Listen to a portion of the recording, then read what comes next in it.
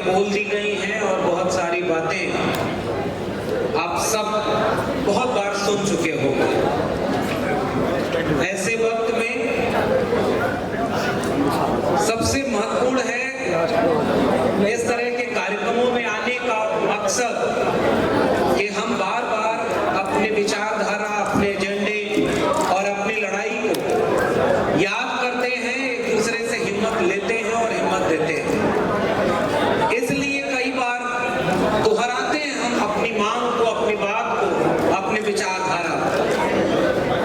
धार्मिक किताबों में लिखा जाता है कि धर्म की किताबों को जितनी बार पढ़ेंगे कष्ट दूर होगा, लेकिन हमारी विचारधारा कहती है कि अपने विचारधारा की बातों को जितनी बार दोहराएंगे उतनी बार कष्ट दूर होने की गुंजाइश ज्यादा पैदा होगी। ऐसी उम्मीद के साथ आज हम जिस दौर में यहाँ पर खड़े हैं,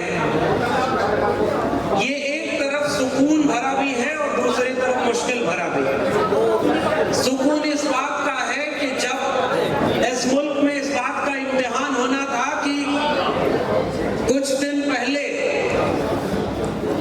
जमहूरियत में लोग वोट देकर के तय करना था कि कौन देश में हुक्मरान बनेगा और वो इस देश को इस मुल्क के आईन से चलाएगा या उसे बदल देगा। इस तरह के जन आंदोलनों का, सामाजिक संगठनों का और ऐसी तमाम बैठकों का ये प्रतिफल है कि संविधान को बदलने की बात करने वाले कमजोर इतना हुए हैं कि अब उन्हें भी सहारे की जरूरत पड़ी है। अब संविधान बदलने की बात करने के पहले संविधान पर माथा झुकाकर तब शपथ लेने गए। ये इस तरह के कार्यक्रमों की ही और इस तरह की वैचारिक गोष्ठियों की ही मैं उपलब्धि मानता हूं। दूसरी बात ये कि जब से ये सारे लोग फिर से सत्ता में आए हैं, इसका मतलब ये है कि विचारधारा की लड़ाई अभी अधूरी है, उससे लड़ा जाना है और मुद्दों के आधार पर लड़ी जाएगी। और ऐसे मुद्दे जिसमें हम बार बार ये कह चुके हैं कि हम 85% हैं, हम 90% हैं, लेकिन वो कहाँ हैं ये बात अभी तय नहीं हो पाई। वो वाकई कांवड़ ले जाने वाले में 90% हैं या विश्वविद्यालयों में 90% हैं, स्कूलों में 90% हैं, ये अभी तय नहीं है। अस्पतालों में मरीज बनकर के जो दवाई के लिए तरस रहे हैं वहां हम 90% हैं या किसी पूंजीपति की कंपनी में सस्ता मजदूर मुहैया कराने वाले हम 90% हैं या विदेश पढ़ने जाने वाले विद्यार्थियों में हम 90% हैं या इस देश को चलाने वाले अधिकारी, कर्मचारी और प्रोफेसरों में हम 90% हैं, ये पता नहीं है। इसीलिए हम कहते हैं कि इस देश में सबसे पहली चीज अगर कोई होनी चाहिए तो वो जातिवार जनगणना। एक बार जनगणना हो जाए ताकि पता चले कि कौन कहां किसका हिस्सा लिए हुए और कौन कहां कितने में गुजारा कर रहा है। इंटरनेशनल लेबर ऑर्गेनाइजेशन एक रिपोर्ट अपनी जारी करता है और उस रिपोर्ट में पता चलता है कि 1% से भी कम अरबपति दलित समाज के हैं, 1% के तकरीबन ओबीसी दलित मिलाकर हैं और आदिवासी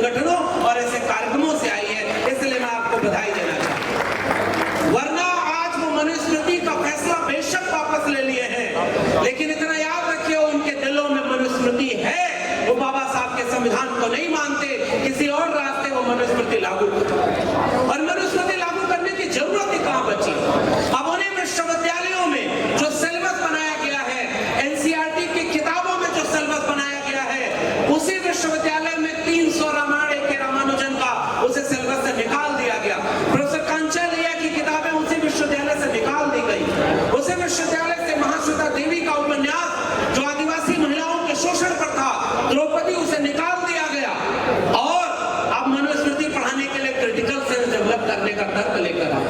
अगर आपका आंदोलन कमजोर होगा तो वो प्रयोग जो तालाब में पत्थर डालकर किया गया था वो फिर से लागू कर दिया जाए, और इसलिए खतरा है। लेकिन वो लागू हो चुका है, क्योंकि किसी और रूप से एनसीईआरटी की किताबों में, अब एनसीईआरटी की किताबों में जो दंगे हुए वो नहीं पढ़ाए जाएंगे। एनसीईआरटी की किताबों में प्राचीन काल हिंदू काल होगा, मध्यकाल मुसलमान काल होगा, और आधुनिक काल में कहा जाएगा कि जाति व्यवस्था उत्पन्न हो गई। एनसीईआरटी की किताबों में सारा सिलेबस बदल दिया गया है। आप कहते थे अशोक का राज, अब वहां पर भी सिलेबस बदल दिया। जो स्कूल में पढ़ने में जाएंगे उनको आप क्या पढ़ाएंगे, ये तो हम बचा ही नहीं पाए। और इससे ईडब्ल्यूएस आरक्षण कहीं लागू ना हो, बैकलॉग मिल जाएगा ईडब्ल्यूएस में। और आज की तारीख में बड़े बड़े कोचिंग मास्टर जो मोटिवेशनल स्पीकर बने हुए हैं, वो किसी इंटरव्यू में कहते हैं कि ओबीसी के लोगों ने दुरुपयोग किया है आरक्षण का, शेड्यूल्ड कास्ट और शेड्यूल्ड ट्राइब के लोगों ने दुरुपयोग किया आरक्षण का, और ईडब्ल्यूएस पर कोई बात नहीं करते। और मेरिट की दर तक चला जाता है जब 3 नंबर पर जिस परीक्षा में ईडब्ल्यूएस की कट-ऑफ गई उत्तर प्रदेश के नर्सिंग एडमिशन में, वहां पर एससी एसटी के कट-ऑफ 50 नंबर के ऊपर था। जो कल तक मेरिट की बात करते थे उनका ईडब्ल्यूएस की कट-ऑफ सबसे नीचे आ गई, लेकिन उनके लोग सत्ता में हैं, इसलिए जिन वैकेंसीज में ओबीसी को 27% की बजाय 7% आरक्षण मिल रहा है, वहां ईडब्ल्यूएस को 10% की बजाय 20-25% आरक्षण मिल रहा है, क्योंकि वो सत्ता में बैठे। और अब उन लोगों ने आरएसएस के लोगों को प्रोफेसर बनाया, कुलपति बनाया, प्रिंसिपल बनाया, अधिकारी बनाया, और अब एक फरमान जारी कर दिया है कि अगर आप आरएसएस के हैं तो किसी भी कार्यक्रम में जा सकते हैं, अब आपकी नौकरी नहीं छीनी जाएगी। पता लगाना कि बहुजन महानायकों की बात लिखने पर इस देश में कितने लोगों की नौकरी छीन ली गई है। अब ये देश ऐसे बढ़ता जा रहा है। आरएसएस के लोगों को पहले देश के हर संस्थान में भर दिया गया, और अब उनकी रोक हटा दी गई कि आरएसएस के लोग कहीं भी जा करके अपनी विचारधारा का प्रचार कर सकते हैं। इसलिए अब इस देश में सीधी लड़ाई है। मुसलमानों को टारगेट करने के लिए नेम प्लेट लगाया जाएगा।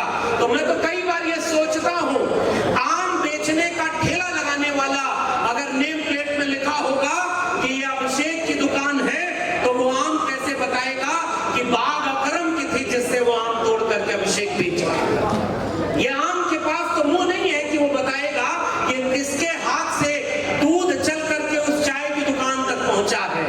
ये तो फर्क जो आर्टिकल 1956 में छुआछूत निरोधक अधिनियम बनाया गया, अब तो फिर से ये छुआछूत लागू करने की बात करते हैं। इसलिए क्योंकि वो मुसलमानों के खिलाफ सामने दिखते हैं, वो इस देश के दलितों और पिछड़ों के खिलाफ हैं। इस बात को हमें कहना होगा, और हम मुसलमानों के खिलाफ जो कार्रवाई होगी उसमें भी खड़े होंगे, और ये बताएंगे कि किसी दुकान पर किसी धोबी पासी की, किसी निशाद मल्लाह की, किसी कुर्मी कोयरी अहीर की अगर जाति लिखी होगी तो बताओ उनकी सूचना भंग होगी कि नहीं होगी। इसलिए ये अपने मन में मनुस्मृति लागू किए हुए हैं, बाकी जगहों पर भी उसी को आरोपित कर रहे हैं कुर्सी बचाने के लिए। इसलिए मैं आपसे ये गुजारिश करना चाहता हूं कि अगर इस देश में आज की तारीख में सबसे पहली कोई जन आंदोलन की मांग करनी चाहिए तो वो कास्ट सेंसस होना चाहिए, जातिवार जनगणना होनी चाहिए, और जातिवार जनगणना ही देश को बचाएगी, और जातिवार जनगणना से ही सबको सबके हिस्से का हक मिलेगा। और ये हकमारी जब तक हम नहीं बचा पाएंगे तब तक इस देश का कुछ नहीं हो सकता। और मैं आखिर में एक छोटी सी कविता पढ़ना चाहता हूं, और इसी में पैगाम हमारा है कि हम क्यों बार बार इस तरह के कार्यक्रमों में आते हैं। हमने कलम किताब हाथ में ली तो हम यहाँ तक पहुंच सके। ये अलग बात है कि हम आरएसएस के कैडर नहीं थे तो नौकरी से निकाल दिया, मगर उनको लगा था कि नौकरी से निकाल देंगे तो डर के चुप हो जाएगा। हम तो ये सीख करके आए थे कि जुल्म के साये में लब खोलेगा कौन, और हम भी चुप रहे तो फिर बोलेगा कौन। इसलिए क्योंकि इसी कलम और किताब से हम यहाँ तक पहुंचे। सवाल किसी एक लक्ष्मण यादव की नौकरी का नहीं है, सवाल ये है कि अब इस देश में आधे % से भी सरकारी नौकरियां कम बची हुई हैं, बाकी सब तो प्राइवेट हो गई, तो फिर नौकरी करेंगे कहां। इसलिए मैं आपसे जाते आते गुजारिश करना चाहता हूं कि बहुत सारे लोग बांटने के लिए तैयार हैं, हम मिल करके एकजुट होकर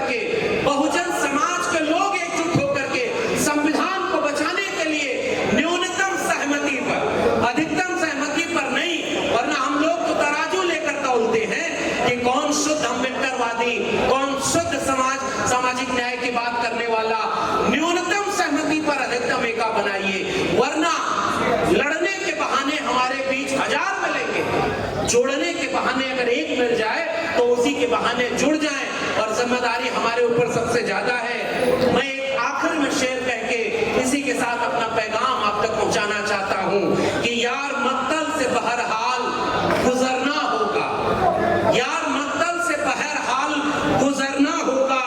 बच गए हम तो किसी और को मरना होगा, बच गए हम तो किसी और को मरना होगा।